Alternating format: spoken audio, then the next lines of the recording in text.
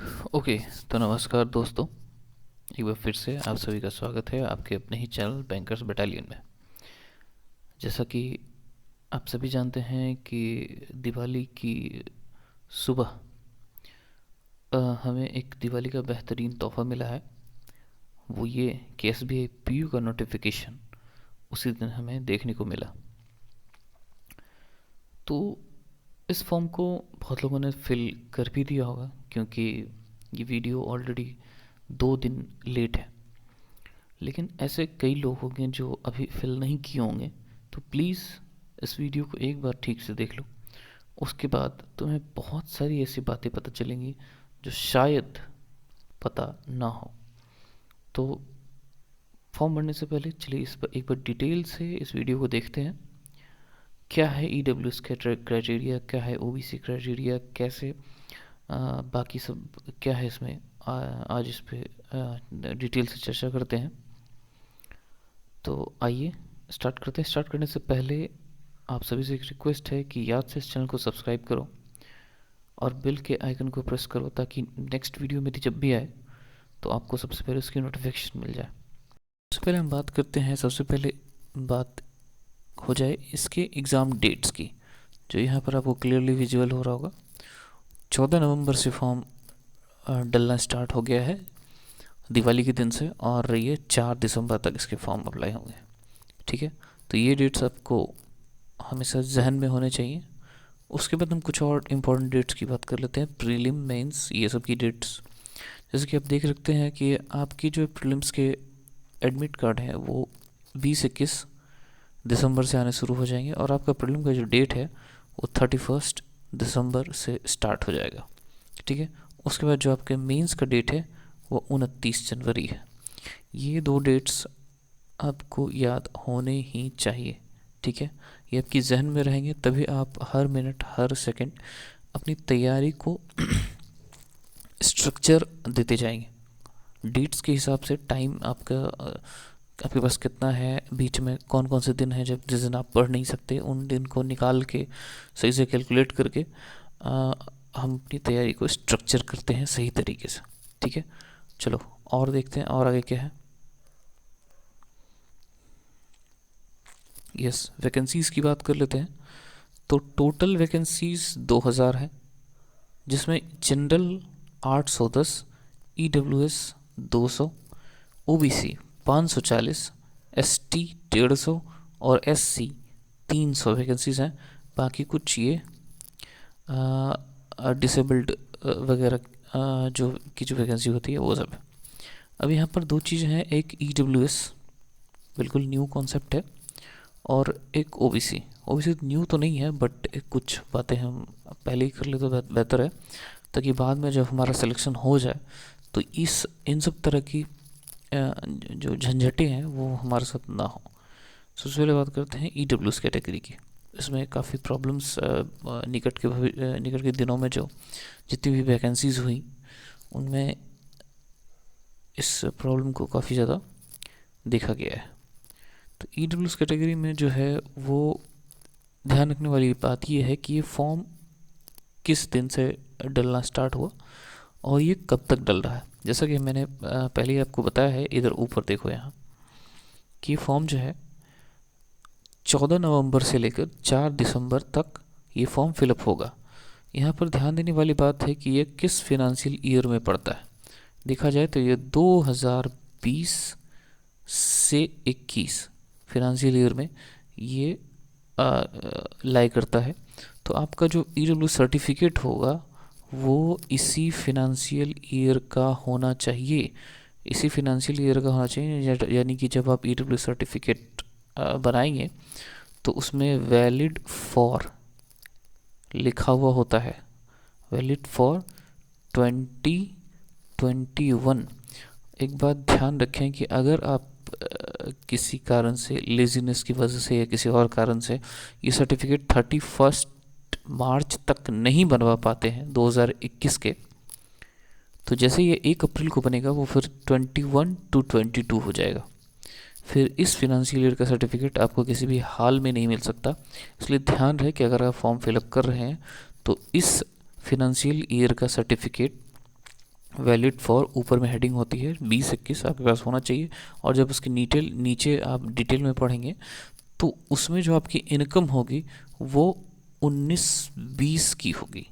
Okay, नीचे आप पढ़ेंगे डिटेल्स, नाम, पता, पिता का नाम, उसके नीचे जो आपकी इनकम होगी वो एक बैक ईयर की होती है, यानी कि पिछले साल की पूरी इनकम को देख के आपको इस साल के लिए ईडब्ल्यू सर्टिफिकेट दिया गया है। ध्यान रहे, ऊपर वैलिड फॉर 20-21 और नीचे 19-20 ये होना चाहिए। अगर आपको प्रॉब्लम होगी तो आप नीचे कमेंट कीजिए, मैं एक सर्टिफिकेट आपको दिखा के समझा सकता हूँ। ठीक है, चलिए अब आगे बात कर लेते हैं। Same for the OBC. OBC आप जानते हैं कि क्रीमी लेयर अपडेट कराना पड़ता है हर साल, तो उसमें भी सेम कंडीशन अप्लाई होगी। उसमें भी आपकी 19-20 की इनकम की जो डिटेल्स होगी वो होनी चाहिए। ठीक है, तो ये ध्यान रखने वाली बात है, बाद में काफ़ी ज़्यादा प्रॉब्लम क्रिएट हो जाता है। अब हम बात कर लेते हैं कि ये सब तो आपको पता ही होगा कि परसेंटेज कैलकुलेशन वगैरह किस तरह से एसबीआई में करके अपना परसेंटेज फिल करेंगे। और यहाँ किसी तरह का परसेंटेज ये नहीं है कि आपके ग्रेजुएशन में इतने और इतने परसेंटेज होने ही चाहिए, या किसी तरह का यहाँ बस एक ऑप्शन दिया गया है कि अगर परसेंटेज आपसे अगर मांगा जा रहा है फॉर्म फिलअप करने में तो आप किस तरह कैलकुलेट करेंगे। ओके, अगर 54.99% है तो उसे लेस देन 55% कैलकुलेट किया जाएगा। इसलिए परसेंटेज जो आप निकाल के फिल करें, जो आप फॉर्म फिल करेंगे, तो लास्ट 2 डिजिट तक सही सही ही लिखें। ठीक है, इसमें ऐसा कुछ नहीं है कि आपके 60% होने ही चाहिए, ऐसी कोई क्राइटेरिया नहीं है। अब आगे बात कर लेते हैं कि एज लिमिट। हम सभी जानते हैं कि एज लिमिट जो है वो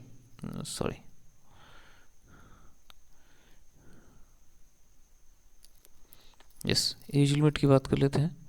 एज लिमिट जो है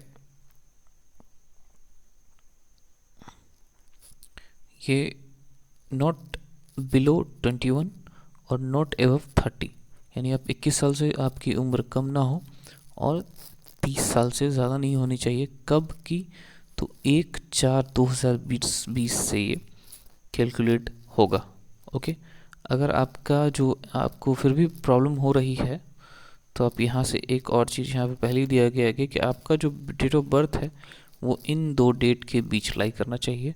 1/4/1999 से लेके 2/4/1990 के बीच अगर आपका डेट ऑफ बर्थ लाई करता है तो आप ये फॉर्म भर सकते हैं। बाकी यहाँ किस कैटेगरी को कितनी रिलैक्सेशन दी गई है इसकी डिटेल दी गई है, वो तो जो जिस कैटेगरी में होंगे वो अपना डिटेल अच्छे से देख लेंगे और इसे अच्छे तरीके से पढ़ लेंगे। वैसे इसमें कुछ बदलाव होता नहीं है, लेकिन फिर भी मैं चाहूँगा कि आप इसे डिटेल से पढ़ लें।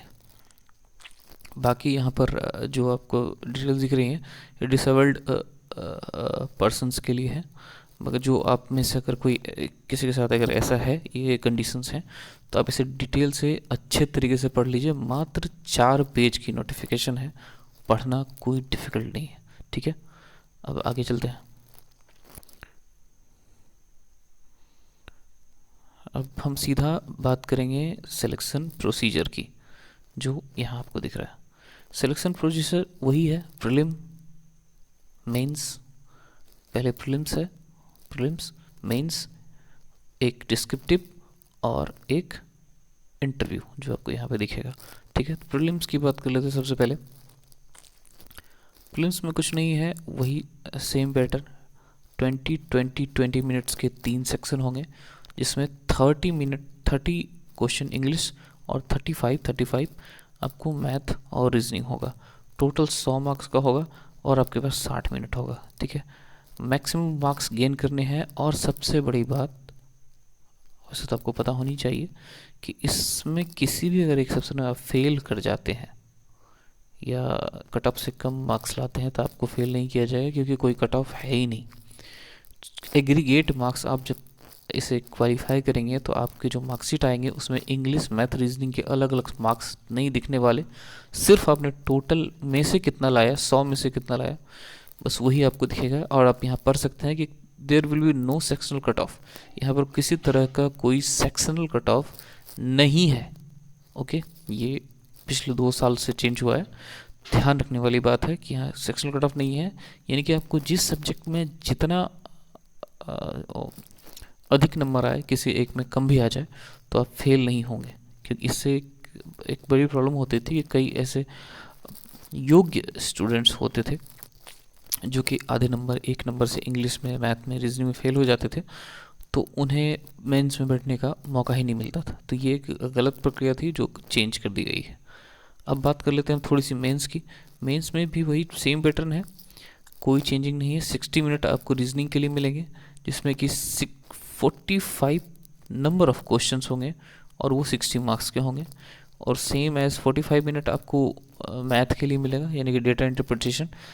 यहाँ लिखा होता है डेटा इंटरप्रिटेशन, बट यहाँ आपको थोड़ा बहुत कॉमर्शियल मैथ भी देखने को मिलता है, और ये भी 60 मार्क्स का होता है, ओनली 35 क्वेश्चन। लेकिन ओनली 35 क्वेश्चन कहना तो गलत होगा, एक एक क्वेश्चन 5-5 क्वेश्चन के बराबर होता है, बट अभी से ऐसा कुछ दिमाग में पालना नहीं है। अगली बात करते हैं, 35 मिनट आपको मिलेंगे जीए के लिए, जिसमें 40 क्वेश्चन 40 मार्क्स होंगे।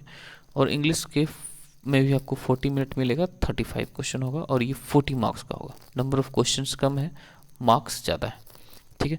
तो कुल मिला के नंबर ऑफ क्वेश्चंस 155 है, जिसके 200 मार्क्स हैं, और इसके लिए आपको 3 घंटे का समय है। और जैसे ही 3 घंटा पूरा होगा, विदाउट एनी डिले, यानी 5 सेकंड का भी डिले नहीं होगा, और आपका डिस्क्रिप्टिव पेपर खुल जाएगा वहीं पे स्क्रीन पे, और तुरंत आपको क्वेश्चन पढ़ना है और टाइपिंग स्टार्ट कर देनी है। तुरंत एक बॉक्स खुलेगा जिसमें आपको इधर 2 क्वेश्चन रहेंगे, लेफ्ट साइड और राइट साइड एक बॉक्स दिखाई देगा जिसमें आपको टाइपिंग करनी है। और ध्यान रहे कि ये बॉक्स काफ़ी छोटा होता है, अगर आपने इसे एक पूरा ओपन करने का भी ऑप्शन होता है। एक छोटा सा क्या कहते हैं उसे, एक छोटा सा एक एरो बना होता है, इस पर क्लिक करेंगे तो स्क्रीन थोड़ा सा बॉक्स बड़ा हो जाएगा, और आप टाइप करेंगे तो जो आप राइट में टाइप कर रहे हैं वो वर्ड्स अंदर की तरफ चले जाते हैं, वो दिखाई नहीं देते। इसके टाइप करने में थोड़ी प्रॉब्लम होती है, इसलिए ऐसा प्रैक्टिस घर में ही करें कि हम सिर्फ कीज़ देखें, हम कीबोर्ड को देखें, स्क्रीन पर क्या चल रहा है वो बिना देखे अगर टाइप करने की प्रैक्टिस आप कर रहे हैं तो वो वहाँ पर बहुत फ़ायदेमंद आपको फ़ायदे होगा। और इसमें से सिर्फ 2 क्वेश्चन आने वाले हैं, एक लेटर और एक ऐसे, जिसके लिए आपके पास 30 मिनट का आपको समय मिलेगा।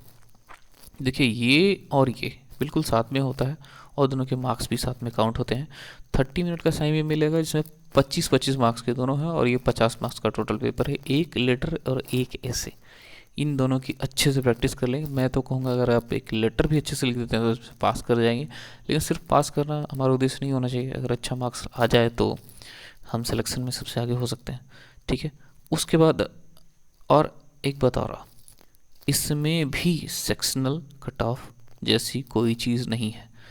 आप 0 नंबर भी लेके आ रहे हैं किसी एक सब्जेक्ट में तो भी आप SBI PO आसानी से बन सकते हैं। और आगे बात कर लेते हैं, इसके बाद जब आप इसमें क्वालिफाई कर जाएंगे, मेंस में अगर आपको अच्छे मार्क्स आ जाते हैं, तो नेक्स्ट जो प्रोसीजर होता है तो वो आपका होगा इंटरव्यू का। वो आपको इंटरव्यू के लिए बुलाया जाएगा अगर आप अच्छे मार्क्स ले आते हैं। बट ध्यान रहे कि इसमें माइनस मार्किंग है जो 1/4 है, ओके। उसके बाद जो आपका जो सिलेक्शन होगा, थोड़ा सा फेज़ 3 का बात करते हैं, यानी कि इंटरव्यू। जब आप फेज़ 3 में आपको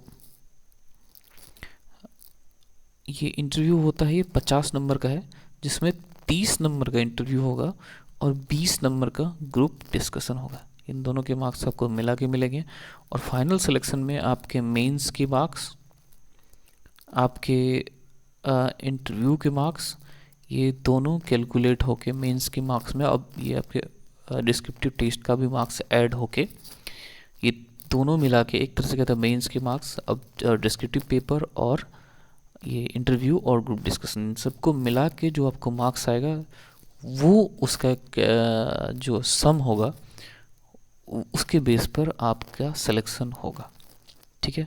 तो सबसे इम्पोर्टेंट बात हम लोग जान गए हैं, आगे जो है वो हमारे काम की है नहीं, वो आफ्टर सिलेक्शन। हाँ, एक इम्पॉर्टेंट चीज़ यहाँ पर ये है कि नंबर ऑफ़ चांसेस, हम कितने चांसेस जो हैं अप्लाई कर सकते हैं।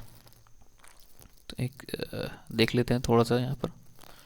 यस, तो ये जो है जनरल और ईडब्ल्यूएस के लिए 4 चांसेस हैं। ये 4 चांसेस कैसे, किस तरह के चांसेस? अगर मैंने 4 बार अप्लाई किया है तो क्या वो 4 चांसेस काउंटेड हो जाएंगे? जी नहीं, बिल्कुल नहीं। अगर आपने अप्लाई किया है तो आपके वो एक भी चांसेस काउंट नहीं होंगे। अगर आपने प्रीलिम भी दे दिया है जाके एग्ज़ाम हॉल में, तब भी आपका कोई चांस काउंट नहीं होगा। अगर आप प्रीलिम में आपने अगर पास करके मेंस एग्ज़ाम में अगर आप अपीयर हो रहे हैं, तब जाके आपका एक काउंट होगा। अगर आपने मेंस अभी तक एक बार भी नहीं दिया तो आपका एक भी चांस काउंट नहीं हुआ है। Same for the all other categories, same यही है कि अगर आपने मेंस अटेम्प्ट किया है तो वो काउंट होगा। प्रीलिम आपने चाहे कितने बार भी अटेम्प्ट किया हो, वो आपके चांसेस काउंट नहीं होते हैं। This is the very confusing information जो बहुत लोगों को, बहुत बच्चों को पता नहीं होती। तो ये एक डिटेल चर्चा जो हमने की, आगे हाउ टू अप्लाई वगैरह का है। और I think this is the last page. No, this अगला पेज जो है वो यहाँ पर एग्ज़ाम सेंटर्स वगैरह दिया हुआ है। अगर आप से मैं ये चाहूँगा कि आप ये से डाउनलोड करें और डिटेल से फिर भी पढ़ें। अगर आपके काम की कुछ है या ऐसा कुछ जो मैंने डिस्कस नहीं किया, अगर आपको कुछ और भी पूछना है, कुछ और जानना है, तो नीचे कमेंट करें, डिटेल से मैं उसे कमेंट का जवाब दूंगा। तो फिलहाल के लिए इतना ही। आगे इसकी स्ट्रेटेजी वीडियो हम लोग बनाएंगे कि कैसे तैयारी करनी है, क्या करना है, प्रीलिम कैसे निकालना है, मेंस कैसे निकालना है, डिस्क्रिप्टिव के लिए कहाँ से पढ़ना है। तो डिटेल चर्चा हम इसकी और करेंगे। या फिर आपको डिस्क्रिप्टिव बारे में और जानना है या किसी मेंस के सब्जेक्ट के बारे में जानना है तो नीचे कमेंट डाउन आप कीजिए और इसका आपको ज़रूर से ज़रूर मैं जवाब दूंगा। तो फिलहाल के लिए इतना ही। Thank you very much. Don't forget to subscribe. Okay, thank you very much.